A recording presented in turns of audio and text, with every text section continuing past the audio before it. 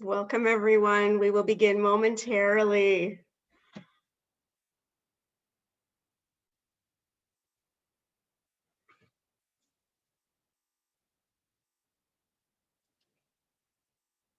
Wonderful to see so many participants joining us.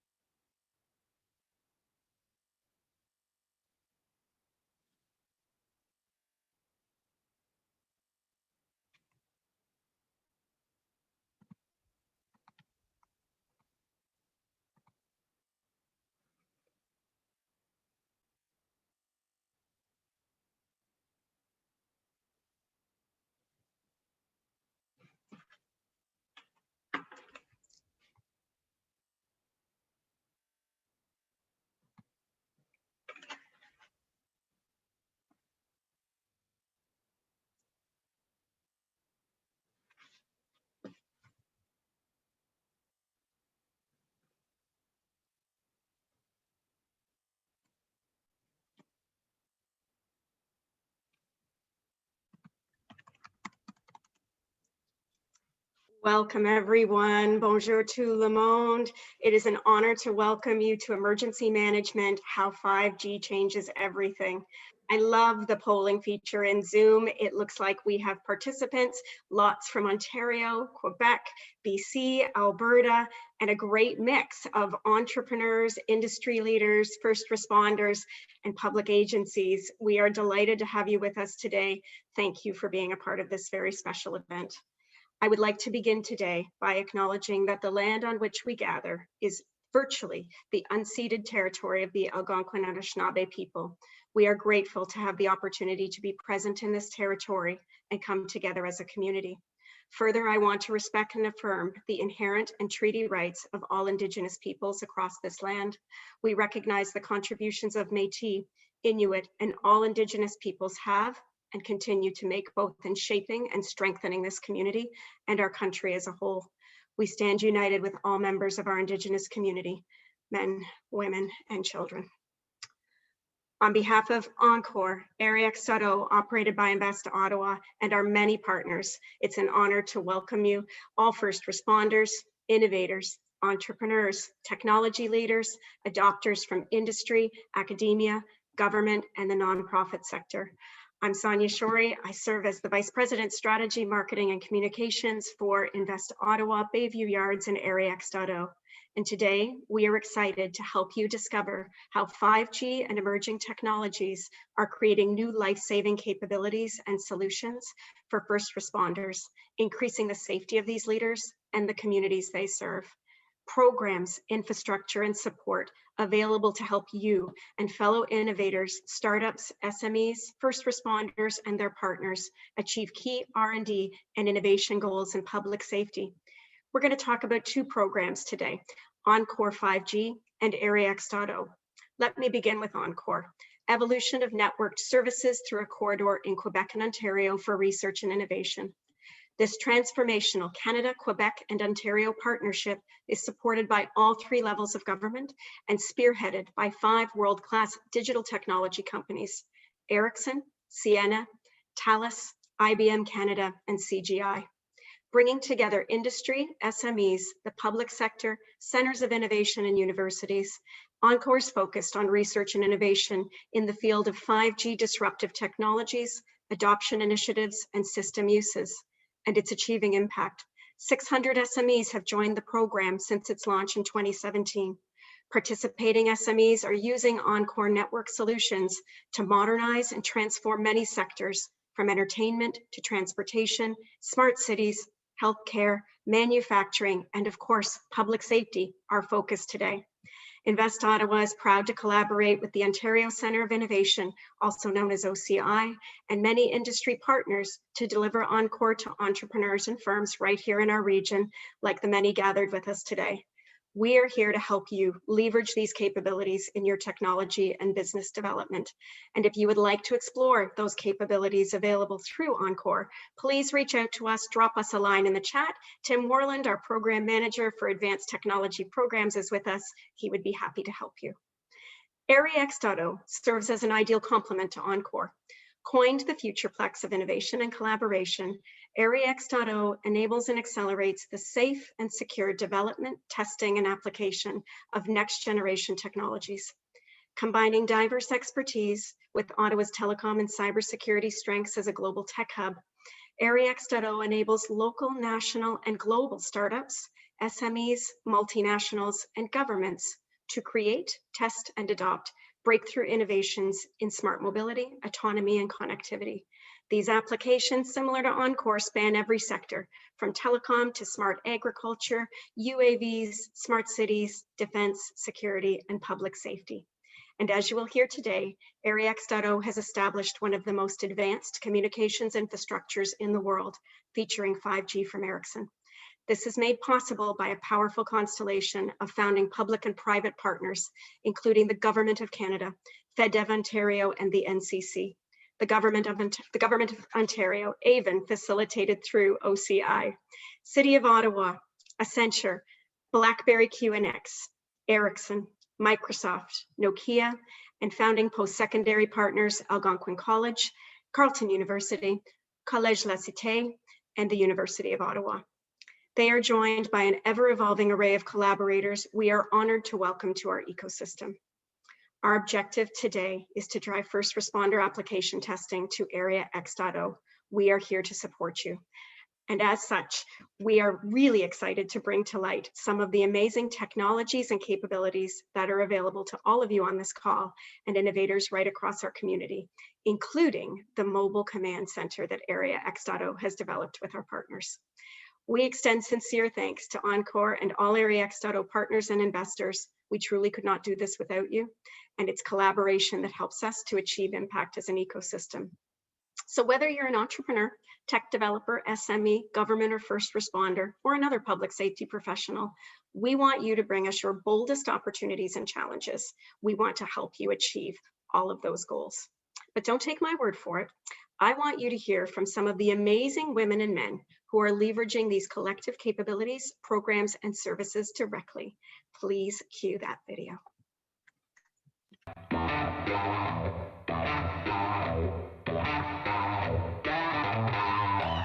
The next stage of development in the cellular networks, in communication networks, is 5G. So whatever you're doing now, you have to accommodate for 5G. As someone who's coming into the industry, the On-Call program gives you ability to test your systems on this without having to invest all that money. And that's what makes it exciting to be part of the Area X.0 and the On-Call program.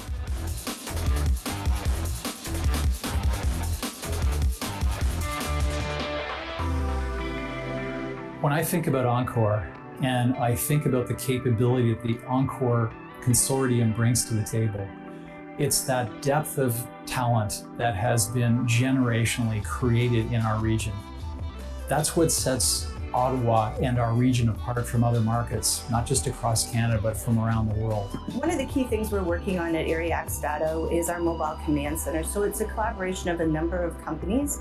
And the whole idea on that mobile command center is to ensure that we could go anywhere, anytime, and provide communication infrastructure that would support search and rescue operations, rural connectivity. The whole design started with first responders and input from first responders and what they feel is lacking when they're going out and deploying in remote settings. It's allowing individuals, and specifically in this case, first responders, to connect in ways that were previously unavailable to them, especially with mobile 5G. You can take it to a facility or to a remote location, stand up an environment, and be able to have interconnected ground search parties in areas where there is no possible way of doing that previously without the exception of satellite, which is a very restricted bandwidth. 5G itself unlocks a lot of capabilities, and how it does that is by allowing for high capability. So this means you can achieve bit rates as never before.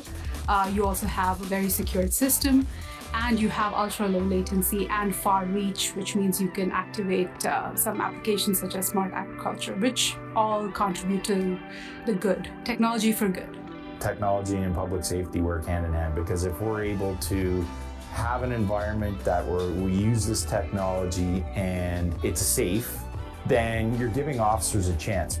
5G technology has just been the missing piece that first responders have been looking for many years. Having something that can bring drones together with ground vehicles, with command centers, with telephones, all connected through cloud service, all going back to one command center, allowing first responders to make critical decisions very quickly is extremely important. 5G will change the services that first responders provide to their communities similarly to other industries, meaning it will fundamentally change how these services are delivered. From drones providing advanced dispatch services to increase situational awareness, to advances in telemedicine like the haptic glove or other sensor information that can be shared via paramedics in real time to experts located across the globe. Sometimes it may take us a while to get to fires that are in buildings that are 30, 40, even 50 stories high. Electronic drones that might be able to go inside of buildings before we get there to be able to detect any bodies or people that might be in need of our assistance, or to be able to show us exactly where the fire is, will be beneficial for us all. The use of drones has increased our situational awareness dramatically.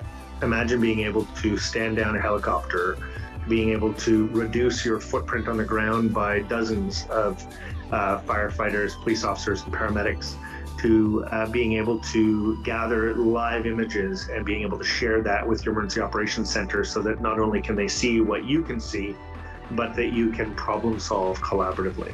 The use of 5G is really a transformational change in the way we communicate. The first responders who we put in these very challenging environments, very complicated environments, 5G will allow them not only to know the environment they're in better, they'll know how to respond better, they'll know where the casualties are, they'll know the best hospitals potentially to take them to, and the shortest routes to get there. These are all things that we can put in their very fingertips. So it is about changing the way we will operate. We're poised to not only embrace change, but drive change through technology in a way that we've never seen before. In my time here at Areax.0, I've got to see a lot of really cool innovation, but nothing makes me feel more fulfilled than supporting first responders and their technology and their safety. My hope is that first responders will see the opportunity of Areax.0 and partners like Encore to come in and try out those next generation ideas that they have and really put them to work. That's why we're here. This isn't around just doing something on a drafting table. We're here to provide an experience that allows you to try it and to put it to work to see how it's going to work for your specific requirements.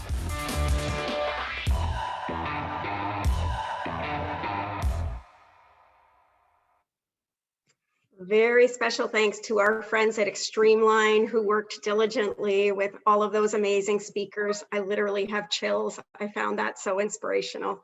So thank you all. We're now going to do a really quick review of our agenda and then move into our first speaker. We are going to begin with a panel discussion leveraging 5G and emerging technologies to address first responder needs and opportunities. That will be followed by a second panel, emerging technology applications and global market opportunities. And then we will wrap up. And of course, we will be watching the chat. We want your questions. Our moderator and I will be there to ensure that we squeeze as many in as possible. It's now my pleasure to introduce one of our key partners who comes to us via video, Kyle White, Innovation Leader and Program Manager, who will bring greetings on behalf of Ericsson. Cue the video, please. I'm Kyle White, and I'm proud to welcome you guys to this Encore 5G event presented by Area X.0. We at Ericsson are proud to be partnered with Encore 5G as well as Area X.0 on top of our relationship with Invest Ottawa, so that we can support and partner with small, medium businesses in Ontario, Quebec, and here in the Ottawa area that are delivering new and innovative solutions, all enabled by 5G.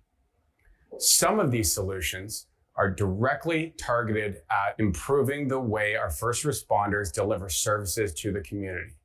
Solutions enabled by 5G have the opportunity to improve both the quality of these services as well as lower the cost point so that these services can improve their reach and ultimately impact lives of our citizens in a positive way. Thank you so much, Kyle. We could not do what we do without partners such as Ericsson. And as we go through this session, I'm encouraging everyone to think about how we can help you to achieve your goals.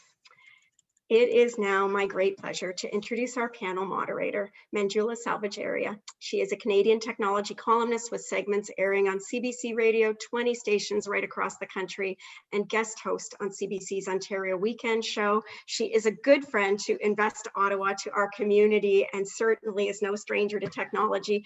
Manjula, we are delighted to welcome you. Thank you for leading us through this exciting event. Thank you, Sonia. And I have to say, one of these days when the pandemic clears, I'd love to get a tour of Area X.0. Could that be arranged by someone here? We will put you in all of the autonomous vehicles and give you the experience that is more memorable than anything you've ever done. Right. Thank you. I'm delighted to host this panel because I think we hear the ideas of some of these technologies, and now we're going to talk about the impact that it could have on one particular sector. So the panel brings together emerging technology and innovation enablers, leaders, and first responders to discuss how advanced technologies, everything from 5G to drones, could help to address key first responder needs and opportunities on the ground today and tomorrow. This includes how these innovations could equip firefighters, police officers, paramedics, and emergency management teams with new life-saving capabilities that enhance safety of the first responders, citizens, and also the entire community. Now, before I get started, I'd love to get your thoughts on a poll that we're going to have up. I'm just curious to know, what topic would you like to hear more from our panelists, market dynamics, use cases, investment, commercialization, policy environment. If you could take a second to let us know, I'll make sure that the fabulous panel that I'm about to introduce will be able to address some of those questions. So again, the poll question is, what topic would you like to hear more about from the panelists? So since you're going through that poll, let me introduce our panel. We have Paul Martin, who's the president. Hold on a second. Just want to make sure that I'm not introducing the wrong panel here. My apologies. We have Paul Martin, the president and CEO of Apex Data. Michael Nolan isn't joining us today, so Greg Furlong will be here. He's the Deputy Chief City of Ottawa Paramedic Services. We just pulled him up from the second panel to help us out on the first panel. Michael, by the way, would have been delighted to be here, but he has been called away to an emergency, which of course is going to happen when you have that kind of a role. Philip Reese is the head of robotic solutions at Intro Robotics and Area X.0 tenant, who are using drones to monitor and collect data. Hopefully we'll hear a little bit more from Philip about that. Alex Short is the co-founder and CTO of Ontario-based startup Longan Vision. They make smart products for first responders. And we are hoping at some point to have Regina Wilson join us. She's a firefighter with the New York City Fire Department, and she's here. Hi, Regina, how are you doing? Good. So glad to have you here, because actually my first question is for you. And I should give people a little bit of a background on you, just because I find what you do quite fascinating. You in 1999, Regina was only the 12th Black woman to join the fire department. During the September 11 attacks in 2001, she was on the scene as one of the first responders at the World Trade Center site. She is the first woman elected president of the Vulcan Society, a fraternal firefighter association composed of Black FDNY members, and she's committed to changing the perception that being a firefighter is a man's job. Hi, Regina. Hello to everyone. So let me start with you. You've been a first responder for years. You've seen firsthand how new ideas and new technologies, have improved over the time that you've been a firefighter. What is the impact that these changes have? Like, how do you see these technologies improving outcomes in the future? Well, I think the technology that we have so far, I think we can push the envelope a little further.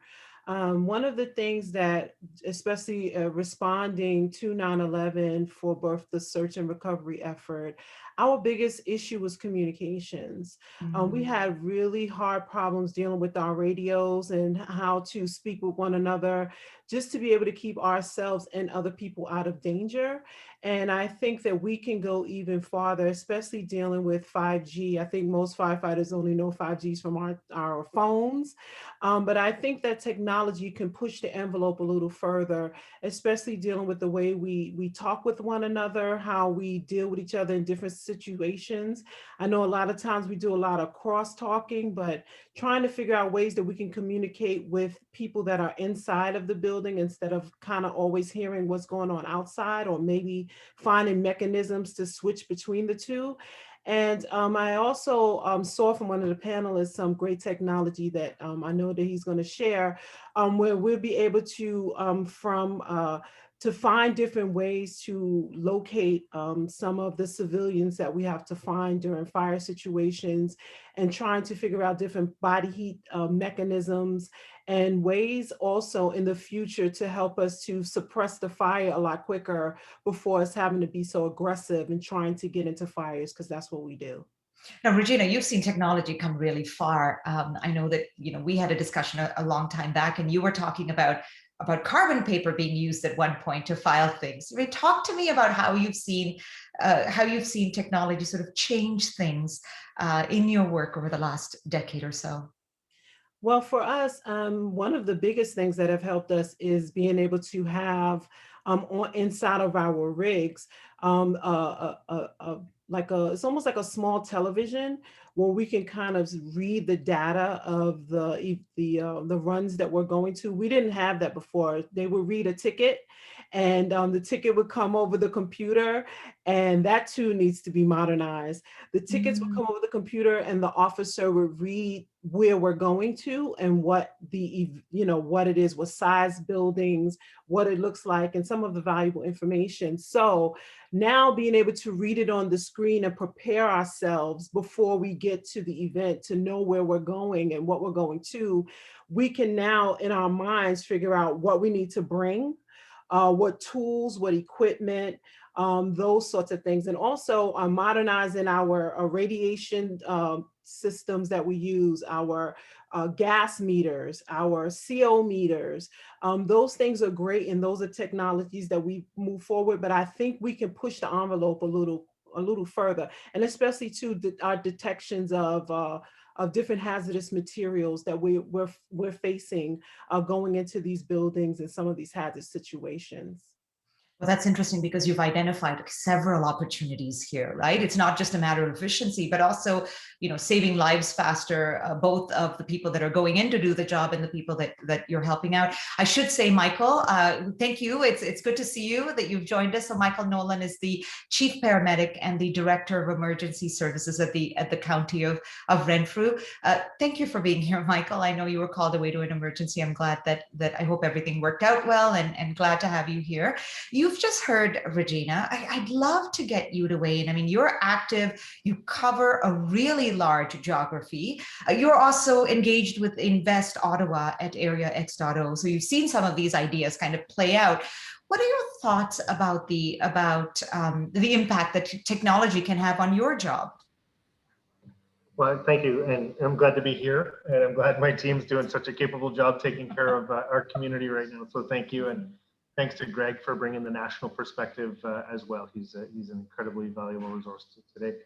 The technology influence on emergency services, particularly in our case, paramedic services, has been varied. As Regina's saying, knowledge is power. And if you can visualize, if you can have a situational awareness or even a common operating picture before you arrive at a complex operation, that's a game changer in terms of your ability to synthesize what's going on, being able to direct resources, and in some case, being able to reduce the number of resources required to be able to accomplish a complex task, especially when you're interoperable with paramedics, police officers, firefighters, and so on. So, technology has been an incredible accelerator, not only for the tools that we have, but also the way that we operate in emergency services. And 5G, the work of Area X.0, and the support that we've received from Philip at Interoperability has really allowed us to take our medical approach to non-medical technology. And when you can blend the clinical features, the incident management systems, and the operating stance in a way never seen before, it's really technology that's encouraged us to think differently. And I want to thank all the technology people on today's call for supporting their frontline responders in serving their communities in a way that I'm continuously inspired. No, that's amazing. And let's talk to some of the people that are making the changes. And Alex, like every good Canadian, I noticed that you have a coffee cup in one hand, but I've been told that you have something very interesting, actually part of your technology in the other hand. So I'm gonna get you to show that to me. This is a leading edge technology solution for firefighters. Tell us about the solution and how it improves the response and performance that first responders could experience. Absolutely, Angela. Thank you for the question and introduction. So at Long and Vision, we've been trying to develop an augmented reality system for first responders. It is the combination of thermal imaging and AR together to provide a heads-up, hands-free mode of operation for thermal imagers. What this technology does is trying to push the boundaries and trying to bring new technology to make first responders more efficient. The big things that our AR technology bring to the table is the fact that it is hands-free. It allows you to use your thermal imager throughout the entire fire scenario. So rather than going in with a handheld gun and pointing around, trying to find hot spots and navigate through a heavily smoke-filled environment, you're able to use a heads-up display to navigate, find people, and locate hot spots as fast as possible. On top of that, it means that once you have located them, you don't have to put your thermal imager away. You can keep using it to help your exit from the building, which is more critical than the entrance to the building. So our technology is pushing the boundaries that way. But what the 5G has done and where we want to go with the technology is to use this as a centralized hub for additional ways of communication. So as Regina mentioned, technologies like CO2 sensors and other toxic gas sensors are becoming more commonplace in the first responder industry. But you reach a point of sort of data overload. There's so much information that you need something else or someone else to be processing that information, because when you're in that fire scene, it's totally overwhelming. So what we're trying to do is to provide a hub where an incident commander could actually process information for the first responder and push notes forward to the system. and the same direction back. If I'm wearing some sensors on my body, I can communicate from my device back to a host, and they can see how I'm doing in the fire scene. So this is the way Long Vision is trying to push the technology limit with the Fusion Vision system, which should be on the market sometime late this year or early next year. I have to make the push as a small business for the product. I'm sorry. Thank you, and I love that there was a little bit of a show and tell aspect to that. Philip, I'd love to hear from you. I know that you're working with drones. I know you are an Area X.0 tenant. You're participating in the Encore program. Tell us about your solution and what it does for first responders. Certainly, thank you. So yes, you're right, it's drones, but drones are really only a part of it. What we're trying to bring to the first responders is a bigger picture situational awareness. So very much as Alex was saying with his embedded helmet there, providing information to the people who need it when they need it, we're doing the same with drones. So if you can imagine a scene comes up, an emergency scene comes up, first responders are about to roll on it, but before they get there, there's a drone already on scene. It's 200 feet above, it's got its thermal camera on, it's detecting people on the ground or fire or missing persons, and it's feeding that information back to the first responders while they're on their way there. And now with the benefit of Area XO, we're not only having just the one operator who's able to see this information, we've been able to put it into the network and share it with anybody that needs to see. So early on when we started doing this kind of work, we were working very closely with Mike at Renfrew Paramedics. And what we were finding is, yes, we were able to gather great information, but sharing it amongst the people that needed to know, sharing it back to the incident commander, as Alex mentioned, giving just the right bits of information to the people who are in the field and actively doing their tasks, could they benefit from seeing this snapshot from above? Or could they benefit from incident commander being able to see exactly what they're seeing from above, sort of like a big chessboard of where everything is? And obviously from the active first responders, fire, police, and paramedics, the answer was overwhelmingly yes. So then we had to discover how to do that. Yes, we're flying the drone. Yes, we're collecting the information. But now how do we share it? How do we process it? How do we get it back down onto the ground? Which is where our involvement with Area XO and Encore really came in, because now we were able to pump so much more information into the cloud or into the network, have it processed, and then brought back down with almost zero latency. So all of that is happening in the blink of an eye. And the data that's coming to them is, you can have all of the information sent to the incident commander, only parts of the information sent maybe to the operators on the field who don't want to be overwhelmed by it. And then not only is that useful while the incident's going on, but you could also backtrack afterwards. If you imagine a missing person, we could do a big search of a big area and then have all of that data processed. Maybe we're looking for a red backpack or whatever. That data can be pumped through an AI or a computer vision engine and pinpointed where it is. The GPS location can be pulled out and then sent to the nearest first responder to be able to go and investigate further. So it's really all about the data. It's all about how do we get it? How do we get it fast enough? And how do we make it meaningful to those that are trying to save lives? It's so interesting that, one of the things that you address is that idea of situational awareness, right? Which were things that both Michael and Regina said is so important to them because it saves time and it saves so many other things.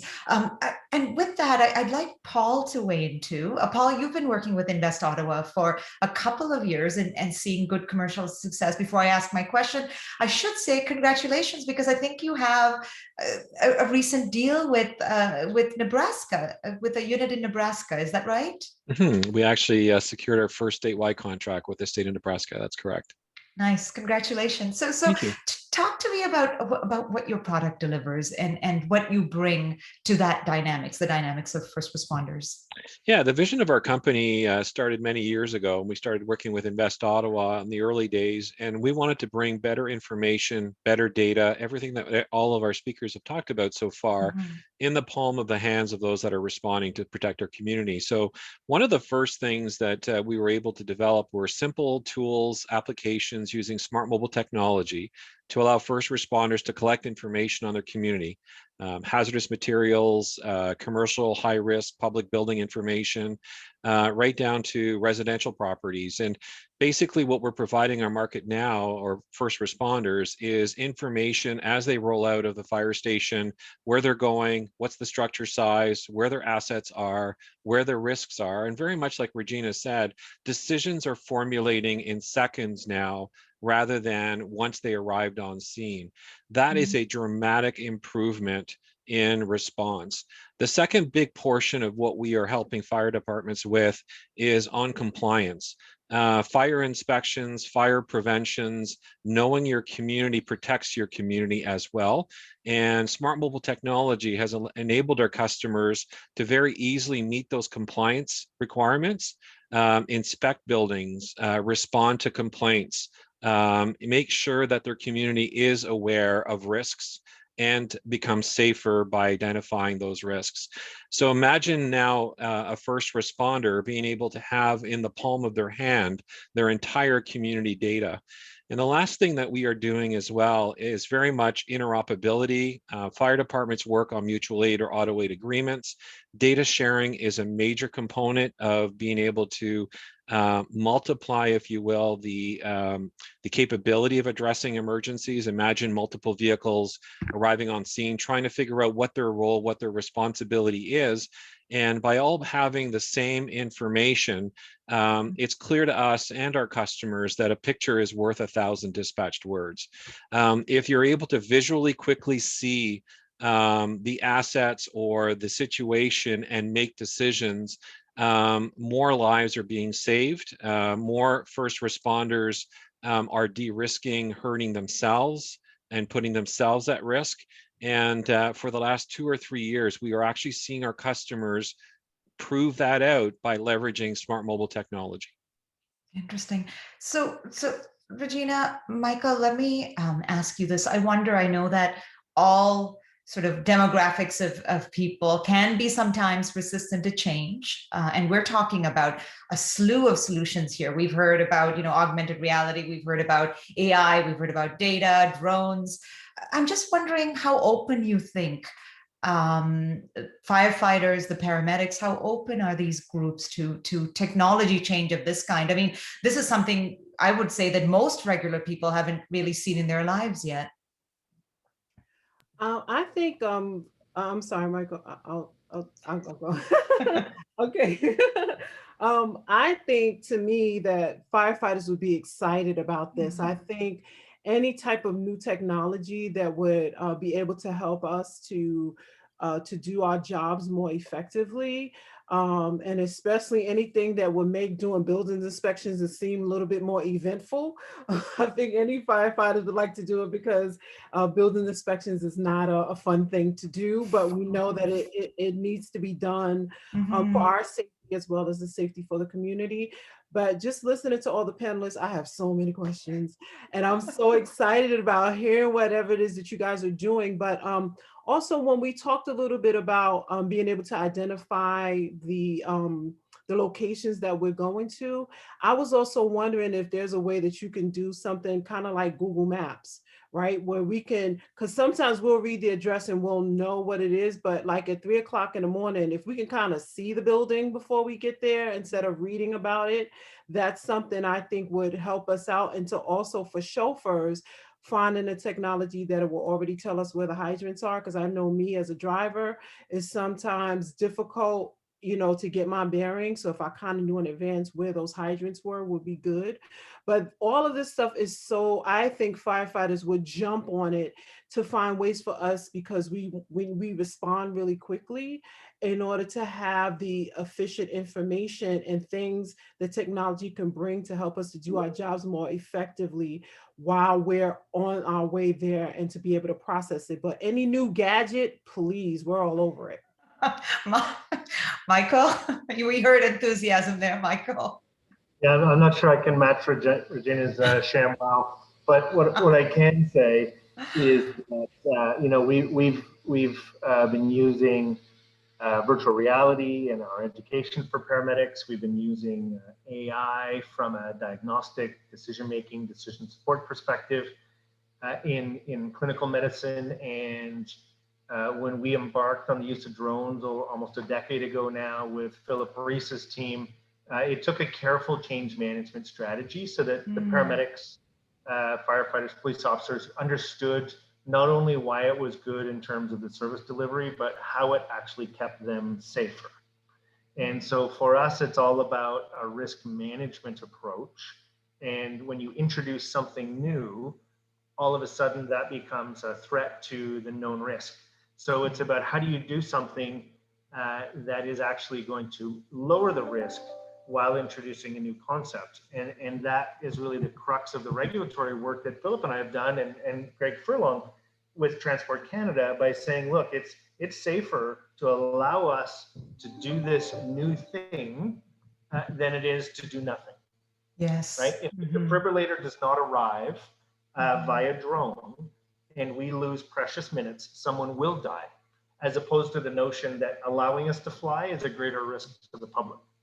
So our staff have also embraced the notion that there is an altruistic reason for embracing technology that is mutually beneficial to their safety as much as it is to the community's safety.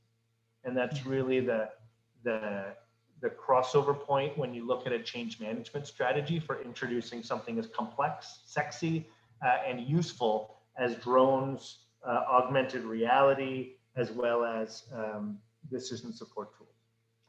Yeah, and it's not technology for technology's sake. You're absolutely right. Like it's really also so it's not just bringing in technology, but also really thinking about the process to bring it in.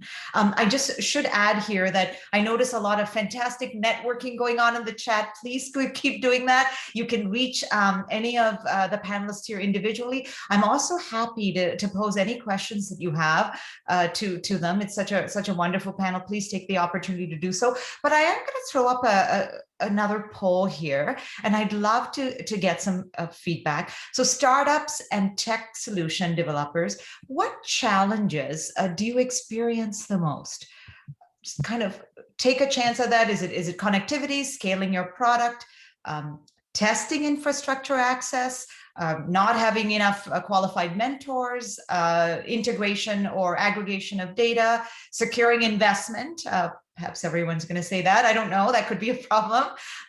Access to technology adopters. That's another one that as a journalist, I've heard quite often too, but luckily we have two people here that are a showcase of responders and responding leaders that seem to embrace this idea. So let us know.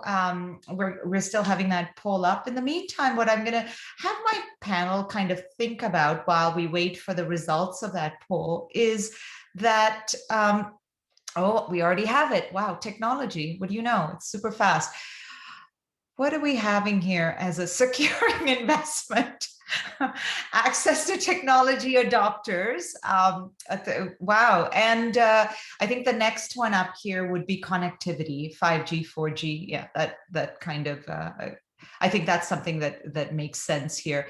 So knowing that now, let me put this question to you about how difficult it is to create these technologies. So first responders and incident managers are very distributed. They operate in counties, municipalities, states, provinces, even federally. How does such a distributed customer cause challenges when you're responding to situations and providing solutions? I'd love to hear from our three providers, our three technology purpose. I don't know, Paul, if you want to go first, and then I'll have Philip follow up after, and then go ahead. Sure, I'm happy to answer that one. I think one of the biggest challenges that I think counties, municipalities, or states or provinces face when they're adopting new modern technology is actually understanding how it could be used in a mission critical environment. Technology for the technology's sake is absolutely not what we're doing at the moment. It's technology that actually does save lives. And I love Regina's excitement about having a Google view, a street view, a 360, where the hydrants are. We go further. We actually show you what the gallons per minute are required for the structure, what the hydrant can provide, and what are the details like size of the main, et cetera, and where they are. And I think that that's what technology is really bringing to the game, is it's actually giving them those that are responding, visual information, accurate information, and also not too much data. And one of the biggest challenges we realized early on that we needed to make sure we considered is listen to what our customers do and how they're going to use the software. And rather than bringing technology to them, we're bringing solutions to them. So they've told us what their problems are, and we've modernized them. And if there's one thing we learned very early on, and the risk we had bringing new technology to the market was, if the technology once didn't work, it will never get touched again. And I'm happy to report years now that we are delivering this capability. No one wants to give our software back. So everyone now is experiencing this new world, this new capability in a mission critical environment. And 5G is only going to accelerate this in so many ways. And we are going to be able to take our current technology platform to a whole new level. And there's been some talk about AI, and there's been some talk about different kinds of data. I mean, it's not difficult for technology providers to develop tools that allows the right things to be surfaced at the right time. And APX is doing it at the moment. And I think the market is embracing this. And in a sad way, we're grateful for COVID, because I think it actually forced a lot of us to use tools like this, and then seeing what is possible in the real world environment. So we've actually seen the last year of all of us having to deal with hibernation or new ways of doing things. Technology did help us get through this, and technology is here obviously to stay, and we will continue to grow at a rapid rate with 4, 5, and beyond G networks. Great. I'm sorry, but Paul, I think I love you. Right. We love you too. Philip, would you like to weigh in on that as well? And Alex, I'll have you go after.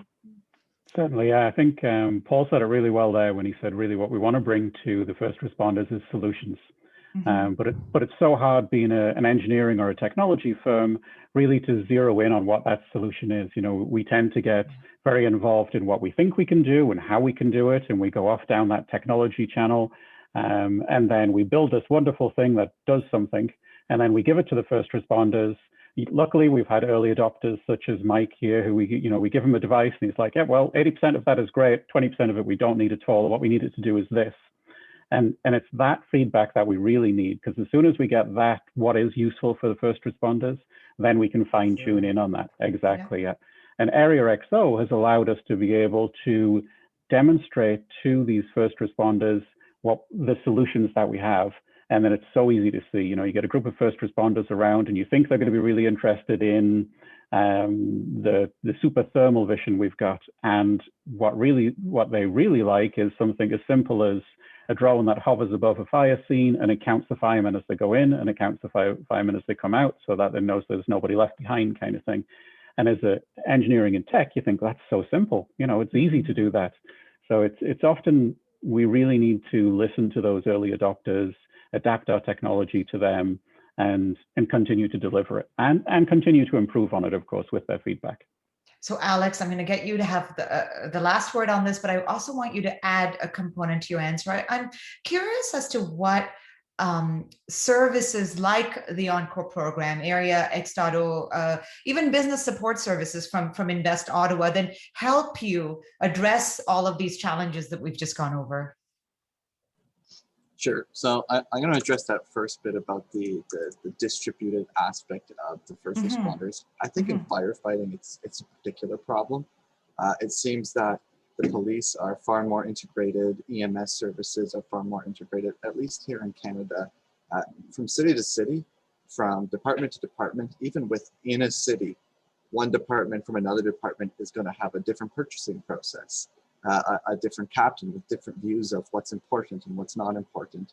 And I think that kind of plays into what Paul and Philip said, is like finding that particular solution becomes increasingly difficult when every department is run in a different way, but it makes it really hard from a commercialization standpoint to actually standardize a method for selling your products, because everybody does things a little bit differently. So I think I got my piece out from that last question.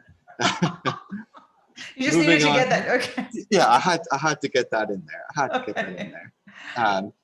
From a technology standpoint, how the 5G Encore has helped us, probably a little different than Paul and Philip, but for us, it allowed us to figure out that we weren't going to be able to do it right away. We got to the test bed, we were able to try things out, and it showed us that, well, this is going to take a whole heck of a lot longer than we expected.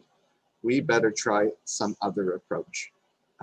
The other thing it really helped us do was to attract investment. So by putting together this proof of concept that showed us it was going to take more work than we expected, it also showed potential investors where we wanted to take the business, which was to create sort of this whole ecosystem of first responder products, smart command centers, kind of everything. We want to do everything everybody's talking about here, all in one space. So that's really where the Encore helped us to move forward, was with allowing us to do a proof of concept that was really low risk, teach us something super valuable about our future product direction, and then use it to continue to attract investment. And most recently, the Encore has helped us get into the T-Mobile Accelerator program, which is now really accelerating our 5G and entire interconnected ecosystem of first responder products. Wonderful. I'd love to speak to all of you for much longer, but at some point we do have to move to the next panel. Thank you so much, Regina, Michael, Alex, Philip, Paul. I'm so delighted. And we will now release you and expect that you are probably going to hear some questions. Regina, it was lovely to talk to you as well. Michael, good luck with whatever situation is unfolding at your end. And let's bring on our next panel here. And again, we're going to have a couple of polls, but if you do have any questions that you would like, even midway through hearing someone speak, please do put it up. We'd love to hear from you, and I'd be happy to pose that question to them. As you can see, the expertise is really deep when these panels are assembled together. So the second panel is going to be on emerging technology applications and global market opportunities. We're bringing together entrepreneurs, innovators, and innovation enablers to discuss new emerging technologies and applications in public safety and associated market opportunities, again, globally. So we're going to be talking about leveraging 5G and related technologies for greater competitive edge in a very dynamic sector, the importance of testing, validation, what are the prospects, predictions, and trends that we see coming down the pipeline. And having said that, let me introduce the panel that'll be speaking to all of these ideas. First off, I have Kevin Burns, who's a senior industry executive. Hi, Kevin, of public safety and justice with Microsoft. Kelly Days, who's a director of business development at Area X.O, operated by Invest Ottawa. Hi, Kelly. Greg Furlong, who's deputy chief and City of Ottawa Paramedic Services. Good afternoon, Greg. Carol Ann Harding, who's the executive director of Smart Ice. And Ellen Ryan, who's the Deputy Division Chief and Open Innovation Team Lead at the Public Safety Communications Research Division of the National Institute of Standards and Technology. I would love to see the size of her business card. It must be very long. Regardless, I'm so delighted to have you all here. And Greg, you're going to get, when we have someone who's a first responder on, you get the tough questions, because that's how it works in real life. You're serving as a bridge from panel one to panel two. Before your secondment, you were Deputy Chief of Paramedic Services for the City of Ottawa. What are your thoughts on the discussion we just had, and describe what you're doing now? Yeah, that's fantastic. Thank you so much. And really, kudos to Regina and Chief Nolan from the previous panel talking about their experience in the paramedic and the fire world. And, Regina really hit it right on the head when she said, the rate of change over the past 20 years in the public safety profession, and I look particularly within my profession of paramedicine, has been astounding. We started literally 20 years ago as carbon copied paperwork, and moving forward, the rate of change and the advancement and the adoption of technology has been incredible to see happen. And now we're advancing even further, where we're talking drone technology, increases in situational awareness, remote patient monitoring and telemetry, and then a number of new health and safety enhancements for responders, such as biometric and location-based services and 3D location services for in-building fire and those types of items. As you said at the beginning, it's interesting now, having switched from my role as deputy chief to a portfolio manager at Defense Research Development Canada, where I see a lot of the other research going on, not just within paramedicine, but within the broader public safety environment. The most notable work going on right now, as I'm sure many people on the phone are aware, is that call for proposals for funding from the federal government just ended through the DRDC program. It just closed, and a focus there on what does a post-pandemic world look like, and how do we adopt as first responders and public safety into a post-pandemic world. So really looking forward to that process getting underway and the evaluations there. It should be very, very interesting. So, Ellen, you've just heard, what Greg has to say. I'm sure that a lot of that is resonating with you. Can you speak to your role and how you're supporting small businesses? Sure. So just a really brief history. Public safety communication research, we're part of the federal government. We're under the Department of Commerce. And our role is to do forward-looking research in the area of broadband communications, specifically filling those technological gaps that if they were filled, that they would help public safety perform their mission in a more safe and secure environment. So over the last couple of years, the Pscr mission has stayed true to itself, and that is that we ensure that there is public safety communication capabilities that are available not only during day-to-day operations, but also during unique communication challenges. Could be something like a large-scale emergency event, something like that. And we do this by a combination of internal as well as external research. We have about 100 NIST researchers working on behalf of public safety communications, and we have engaged hundreds of external researchers and innovators, from academics, from small businesses to large industry, to get them also engaged in solving some of the problems that public safety faces in the area of communications. I think to date, we have awarded over $74 million in grant awards to our external researchers and over $4 million in prize challenge awards to some of our external innovators. And these external programs, they have produced a very wide array of concepts, algorithms, prototypes, and even in some cases, products that are near commercialization and just perhaps need a little bit more help getting into the hands of public safety. Perhaps they need help with their business plans, with their financial plans. But also, a lot of times, these small businesses, they need to be engaged with public safety stakeholders themselves so that they can really, truly understand the use cases and some of the unique environments and challenges that public safety faces every day when they do their job. So we thought, what can we do next? What can we do to help these external innovators go down that path toward commercialization? Because ultimately, our goal is to help these innovators get their products and services into the hands of public safety. So recently, we've launched 2 commercialization programs. The first is called what we call it's a grant or a funding opportunity. It's called the Technical and Business Assistance and Demonstration Projects with Public Safety Agencies Funding Opportunities. That is a mouthful, so we call it the TABA grant. And we also recently launched what we call the Pulse Accelerator. Now, the Pulse Accelerator is a program that we developed, and we offer 3 cohorts of public safety innovators to work with experts that have not only business or startup or financial expertise, but they also have public safety backgrounds. And this is to help these small businesses develop their business plans and their public safety use cases that they really need in order to continue developing their companies, their products, their services, and ultimately to get those products and services into the hands of public safety.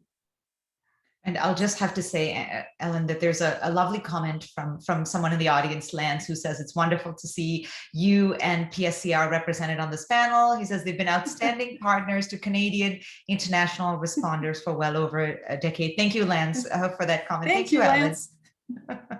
So Carol Ann, let me get to you. And before I ask you about the technology, can you tell me what it is? Am I saying it right? Is it Smart Ice or is it Smart ICE? Smart Ice. Yeah, Smart Ice.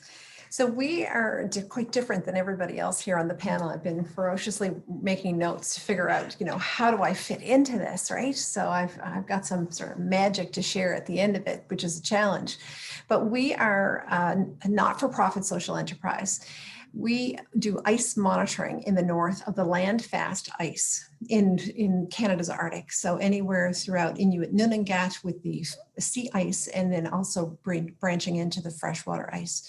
So just like driving down the 401 or our parkway here in St. John's, Newfoundland, the ice is the highway for people that live in the north. Mm-hmm. And it's a very important tool in the community's toolbox is to how to be safe while you're out on the ice, to make sure that the paths that they're going on, that could be traditional paths that have been drastically affected by climate change, that we're a tool, and they can make decisions based on the data that we get back. So that's who we are. That's what we do. But we happen to be a social enterprise besides, which is another whole story and another whole panel. Great. I think I might get you to kind of dip into that. Maybe not that side of things, because you're right, that could be another panel. But how is the technology adding to the systems the processes, the ways that this is being done already in these areas? Sure. So within, Indigenous communities, there's traditional knowledge, mm-hmm. and the traditional knowledge is critical. So what the technology does is it augments that traditional knowledge. So it's a tool in the toolbox. So for example, we might be able to measure the ice, so we know how thick the ice is, but the traditional knowledge will look at the ice and it'll say, okay, this is the type of ice. Is it multi-year ice? Is it, fresh ice? Did it just snow? Is there slush underneath?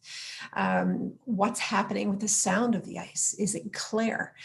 All that kind of stuff you can't really get out of technology. You need to get out of that traditional knowledge from people that are living and using the ice for transportation, for making a living, for cultural activities, and for hunting, for food source. So food security is dependent on going out on the ice.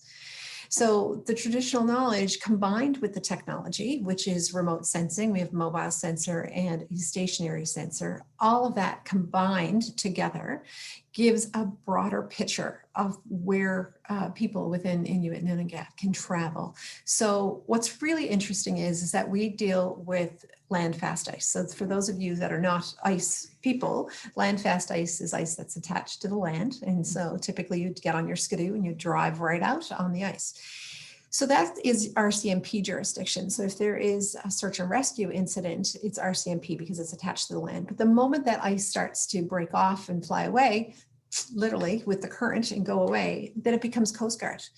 So the problem with the North is that, first of all, broadband has to work within the community. So 5G or not, if broadband is not working, right, the internet is down, and it could be down for weeks, then it doesn't matter whether 5G is there.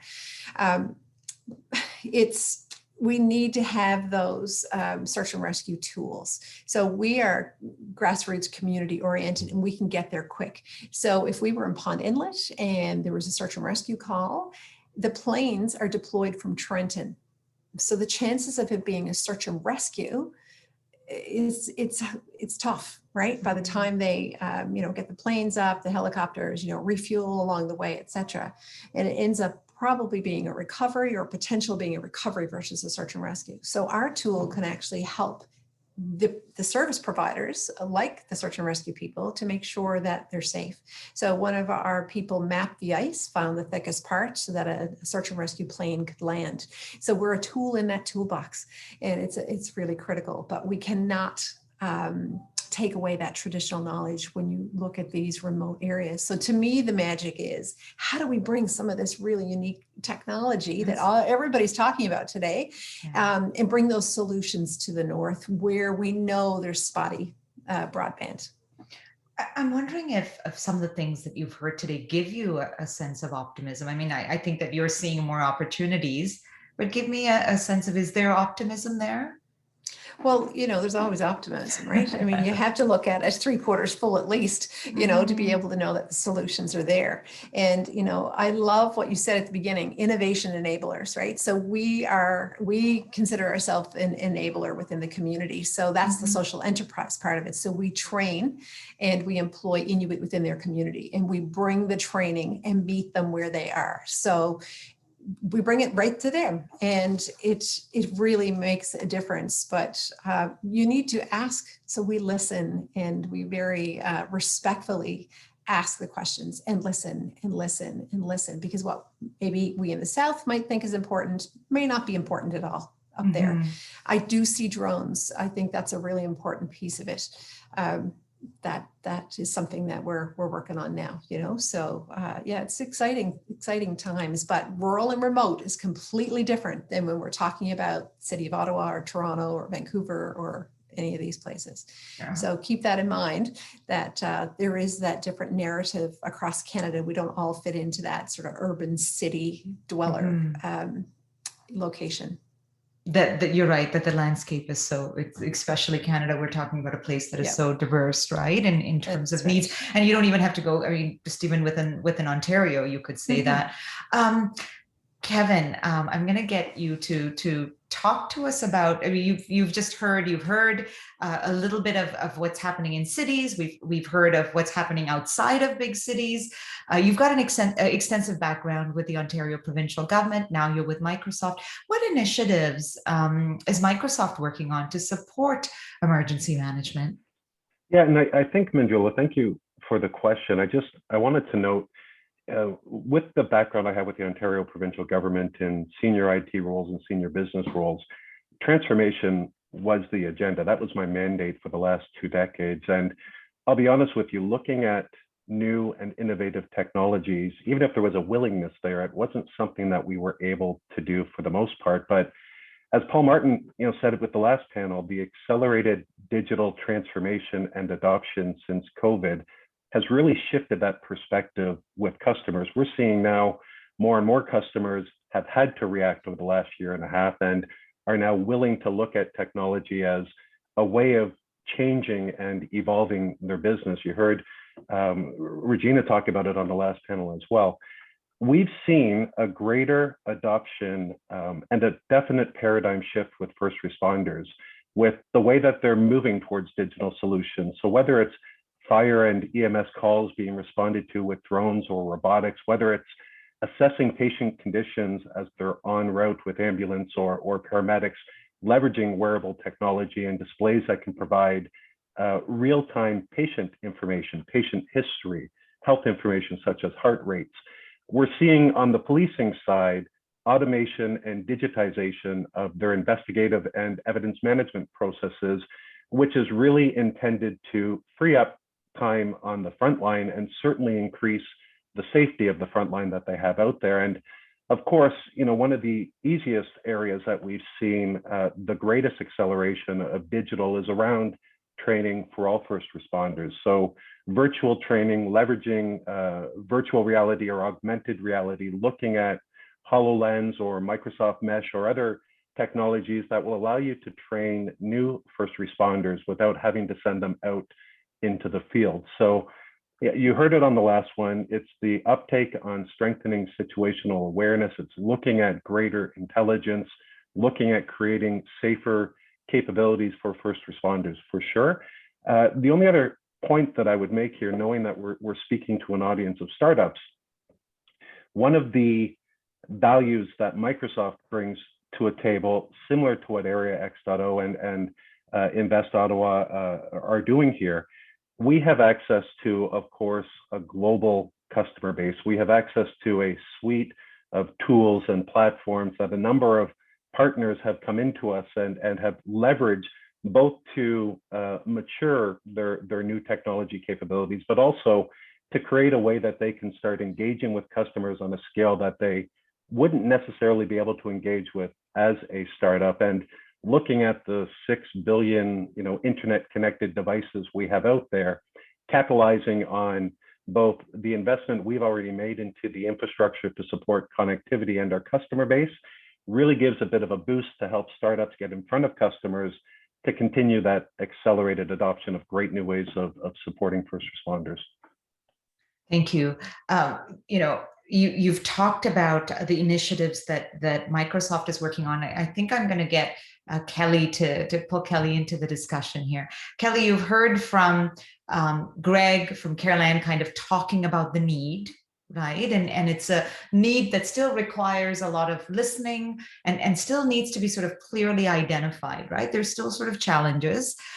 You've heard both Ellen and Kevin talking about what their organizations are doing, whether it comes to enabling technology or funding. Talk to me about Area X.0. It's known as a place for autonomous vehicle testing, drone evaluation, and smart farm applications. How does the area benefit developing technologies in this sector for first responders? Yeah, thank you so much for having me. I want to first start by thanking everybody that's participating today for what they do to keep us safe. As some of the stories that we heard today really gives us the reason for what we do every day. So Area X.0, we have 2 test facilities, a public and a private test facility. The private test facility is completely gated and secured, about 1,866 acres, so really vast. And it really does give us an environment that enables companies and first responders, and do a lot of work with City of Ottawa and Mike Nolan's team and others from around the Canada to kind of come and test and evaluate technologies and solutions. So we have numerous assets and infrastructure at the site. On the video, we talked a little bit about our communication system. So I've heard today so many times how important communications are. It really is the focus of the work that we do. We've created a communication infrastructure that enables multiple verticals, including public safety. So we run numerous GPS systems. We run our own private LTE system. We have licenses for band 14, so we're perfectly set up to work with public safety. We have millimeter wave 5G, LoRaWAN, satellite backhaul, TV white space, and then all the end devices that people can use to actually access that system. So it's a real area of focus for the work that we do. And we know how, situational awareness, it's interesting how often that term was used today. So really early on, we identified how important safety was, particularly at our private test facility. And, considering, the vast scope, there really wasn't anything that was out there today that could provide us with that situational awareness. So once again, we worked with industry leaders and created a situational awareness system that gives us line of sight to everything in the sky and on the ground at our test facility. So we know how fast cars are going, how high drones are flying, if it's out of scope of their test plan. And again, a very unique infrastructure. And then we've taken that infrastructure and we've also put it into our mobile command center. So again, the video showcased that mobile command center that was created at Area X.0, again, with numerous industry partners and under the very close tutelage and guidance of our first responders and public safety community. So we identified a gap that, again, we've heard on numerous conversations today on communications and secure communications. Unfortunately, disaster recovery and situations don't happen, in downtown cities all the time, or communication could be, not available for a lot of that work. So again, we worked on the mobile command center. It gives us the ability to spin up our own private LTE network or 5G network anywhere. right, can run completely offline and has a situational awareness system in there. Drone operators like Indro can fly the drones from inside the van in the complete scope of private network.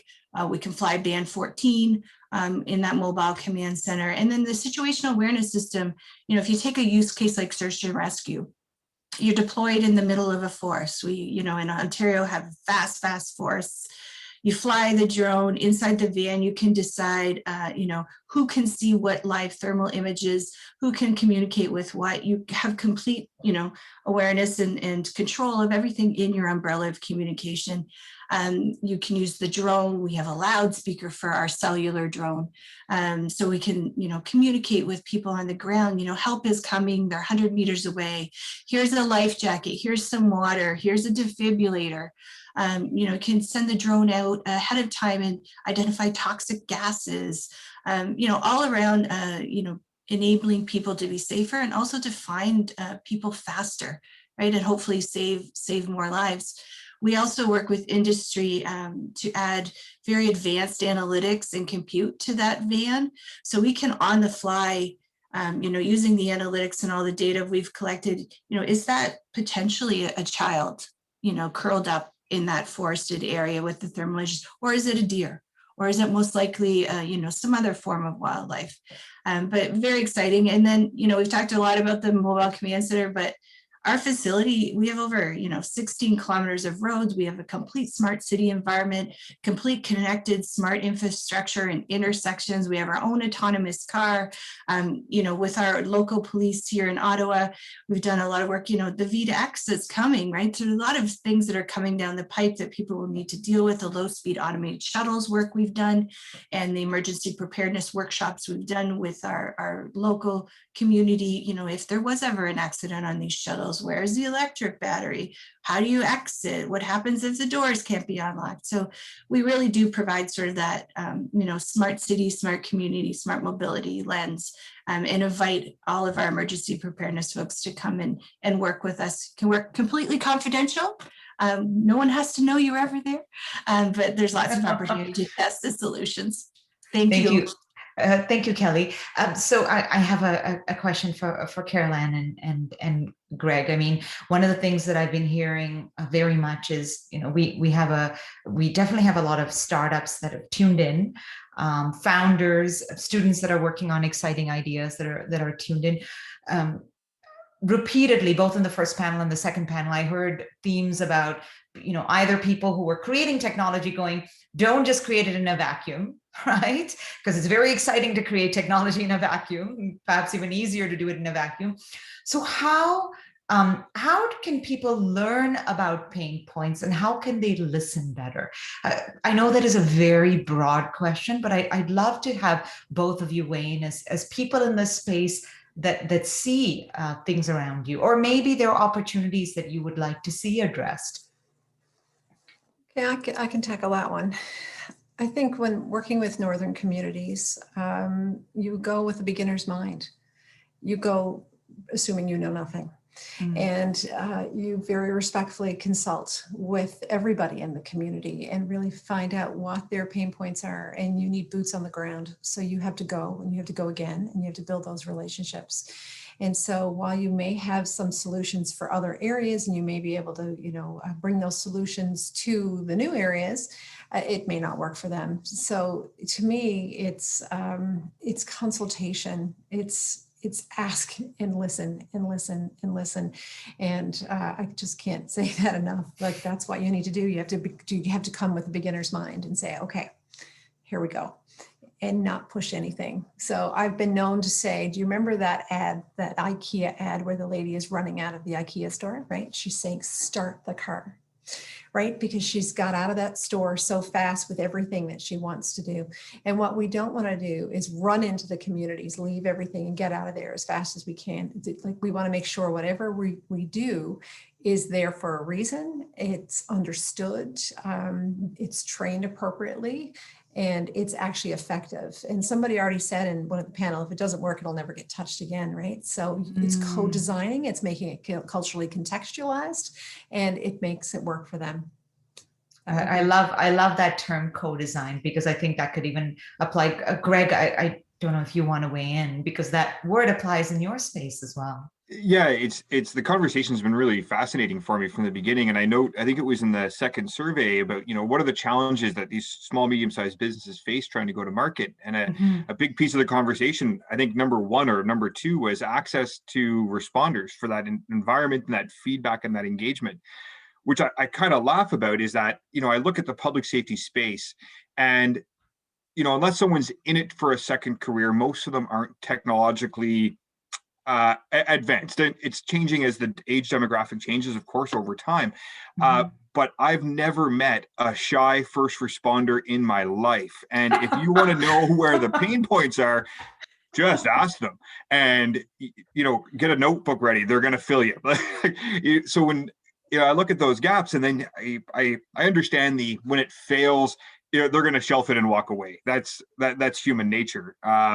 Especially in the first responder, because we don't have time in the moment to fiddle with something, to try to get it back. And that seamless design that sort of Caroline's talking about in terms of the UX and how it should be the enabler. It should really be an extension of the responder and make their life easier. If the second it makes it harder, it's going to go away. But I'm happy to connect any organization with any of the public safety associations and the responder groups. The key on deployment is that, pre-COVID especially, is a lot of these agencies are risk averse in terms of trying to take something on that's brand new and roll the dice and spend public money on a technology is a challenge when it's not proven, right? So really what you're looking for is that disruptor or that visionary, that organization that's maybe willing to take that little bit of the extra risk and not necessarily on a full deployment solution across the organization, but, commit some, resources to help in that development phase to get it out there where, rules allow for it type thing. So it's almost like, and because of the distributed model, there's actually an opportunity to sort of try it in small spaces or certain use cases before you go into high emergency environments. So that's actually quite interesting. So I think I'm gonna Ellen, go ahead. No, I just like to just say something about this subject. It's a theme that I'm hearing through both of the panels. It is, I believe, from my experience, a struggle for our innovators to have the opportunity to really understand and engage with first responders so that they can really understand how their products and services need to be hardened or made available in different ways. And I don't think there is a lot of forward-looking research, a lot of new technology that's going to be enabled by 5G networks, and we need to look at that. But we also need to look at what I think of as the near-term technologies that can help public safety communications. For some of those technologies, it's not a huge leap, but it just takes people like us to focus on those technologies. My 18-year-old daughter has more location-based service and mapping features at her fingertips as a consumer. And if we could just bring a fraction of those applications into the public safety realm, firefighters are not going to run into a burning building carrying their iPhone.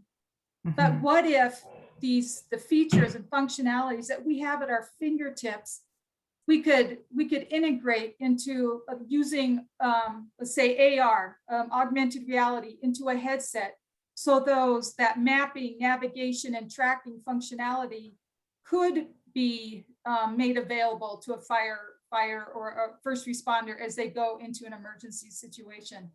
We're not that far away from that, and there's a lot of forward-looking, fantastic capabilities that are coming down the pipe with 5G. But if we have people like us who can help innovators focus on, some of these almost there types of products and services for public safety, I think that would really be a wonderful thing.